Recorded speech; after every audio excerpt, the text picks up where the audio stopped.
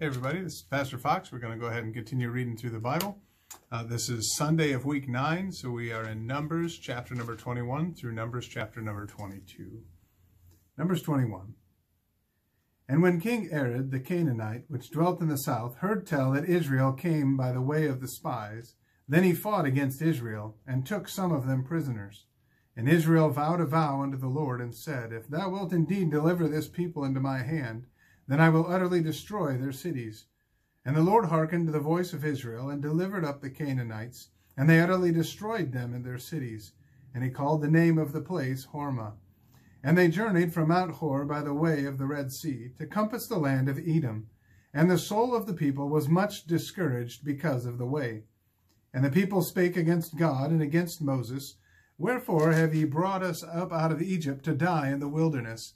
For there is no bread, neither is there any water, and our soul loatheth this light bread. And the Lord sent fiery serpents among the people, and they bit the people, and much people of Israel died. Therefore the people came to Moses and said, We have sinned, for we have spoken against the Lord and against thee. Pray unto the Lord that he take away the serpents from us. And Moses prayed for the people. And the Lord said unto Moses, Make thee a fiery serpent, and set it upon a pole. And it shall come to pass that every one that is bitten, when he looketh upon it, shall live.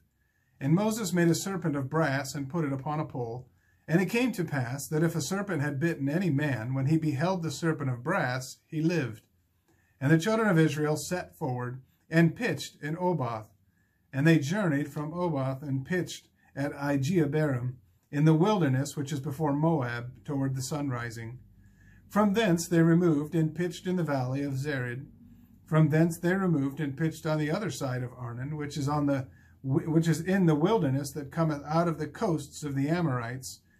For Arnon is the border of Moab, between Moab and the Amorites. Wherefore it is said in the book of the wars of the Lord, what he did in the Red Sea and in the brooks of Arnon, and at the stream of the brooks that goeth down to the dwelling of Ar, and lieth upon the border of Moab. And from thence they went to Beer, that is the well whereof the Lord spake unto Moses, Gather the people together, and I will give them water. Then Israel sang this song, Spring up, O well, sing ye unto it. The princes digged the well, the nobles of the people digged it, by the direction of the lawgiver with their staves. And from the wilderness they went to Mattanea, and from Mattanea to Nahaliel, and from Nahaliel to Bamoth, and from Bamoth in the valley that is in the country of Moab, to the top of Pisgah, which looked toward Jeshurun. And Israel sent messengers unto Sihon, king of the Amorites, saying, Let me pass through thy land. We will not turn into the fields or into the vineyards. We will not drink of the waters of the well, but we will go along by the king's highway until we be past thy borders. And Sihon would not suffer Israel to pass through his border, but Sihon gathered all his people together, and went out against Israel into the wilderness. And he came to Jahaz, and fought against Israel. And Israel smote him with the edge of the sword, and possessed his land from Arnon unto Jabbok, even unto the children of Ammon. For the border of the children of Ammon was strong. And Israel took all these cities, and Israel dwelt in all the cities of the Amorites, in Heshbon, and in all the villages thereof. For Heshbon was the city of Sihon, the king of the Amorites, who had fought against the former king of Moab, and taken all his land out of his hand, even unto Arnon. Wherefore they that speak in Proverbs say, Come into Heshbon, let the city of Sihon be built and prepared. For there is a fire gone out of Heshbon, a flame from the city of Sihon. It hath consumed Ar of Moab, and the lords of the high places of Arnon. Woe to thee, Moab! Thou art undone, O people of Chemosh. He hath given his sons that escaped, and his daughters into captivity unto Sihon, king of the Amorites. We have shot at them. Heshbon is perished, even to Dibon. And we have laid them waste, even unto Nophah, which reacheth into Medeba. Thus Israel dwelt in the land of the Amorites. And Moses sent to spy out Jazer, and they took the villages thereof, and drove out the Amorites that were there. And they turned and went up by the way of Bashan, and Og, the king of Bashan, went out against them, he and all his people, to the battle at Edrei. And the Lord said unto Moses, Fear him not, for I have delivered him into thy hand, and all his people and his land. And thou shalt do to him as thou didst unto Sihon, king of the Amorites, which dwelt at Heshbon. So they smote him, and his sons, and all his people, until there was none left him alive, and they possessed his land. Chapter 22. And the children of Israel set forward, and pitched in the plains of Moab, on this side Jordan by Jericho. And Balak the son of Zippor saw all that Israel had done to the Amorites. And Moab was sore afraid of the people, because they were many. And Moab was distressed because of the children of Israel. And Moab said unto the elders of Midian, Now shall this company lick up all that are round about us, as the ox licketh up the grass of the field.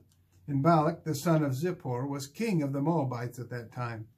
He sent messengers therefore unto Balaam the son of Beor to Pethor, which is by the river of the land of the children of his people, to call him, saying, Behold, there is people come out from Egypt. Behold, they cover the face of the earth, and they abide over against me. Come now, therefore, I pray thee, curse me this people, for they are too mighty for me. Peradventure I shall prevail, that we may smite them, and that I may drive them out of the land. For I wot that he whom thou blessest is blessed, and he whom thou cursest is cursed. And the elders of Moab and the elders of Midian departed with the rewards of divination in their hand. And they came unto Balaam, and spake unto him the words of Balak. And he said unto them, Lodge here this night, and I will bring you word again, as the Lord shall speak unto me. And the princes of Moab abode with Balaam. And God came unto Balaam, and said, What men are these with thee? And Balaam said unto God, Balak the son of Zippor, king of Moab, hath sent unto me, saying, Behold, there is a people come out of Egypt, which covereth the face of the earth. Come now, curse me them, peradventure I shall be able to overcome them, and drive them out. And God said unto Balaam, Thou shalt not go with them, thou shalt not curse the people, for they are blessed.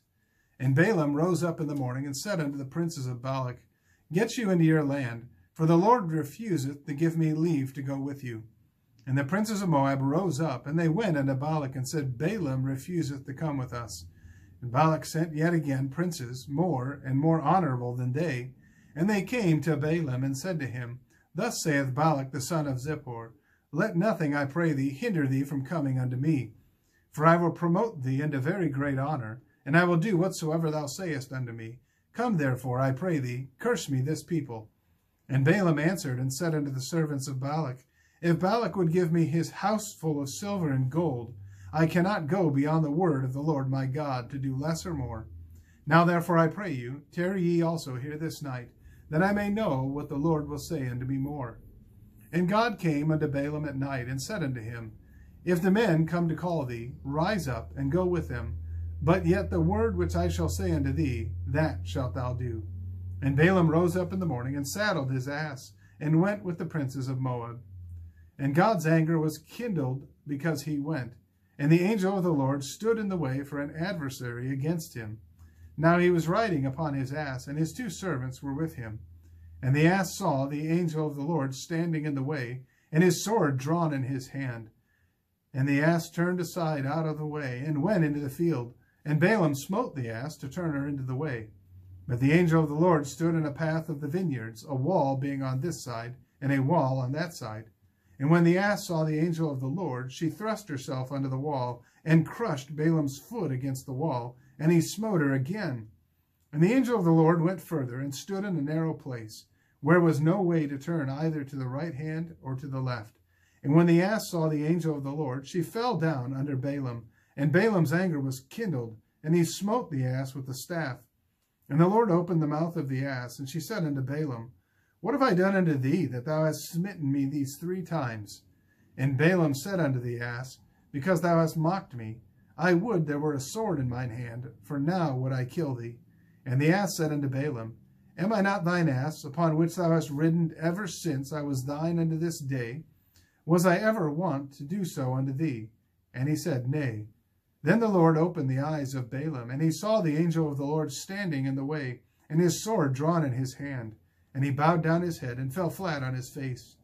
And the angel of the Lord said unto him, Wherefore hast thou smitten thine ass these 3 times? Behold, I went out to withstand thee, because thy way is perverse before me.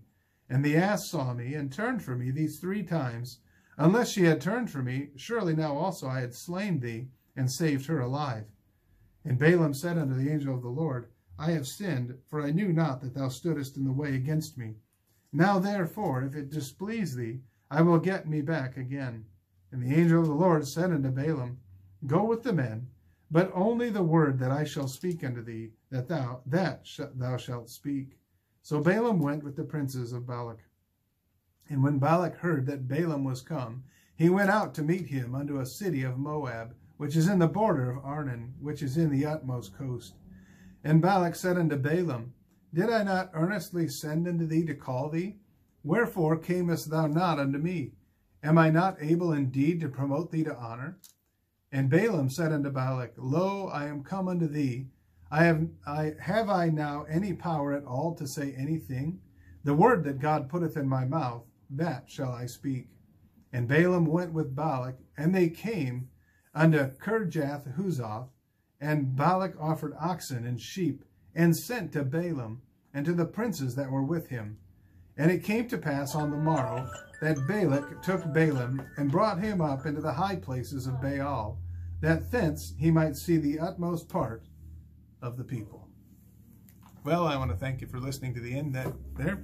Again, I want to encourage you each and every day that you ought to get into the Word of God. I guarantee it'll change your life. May God bless you.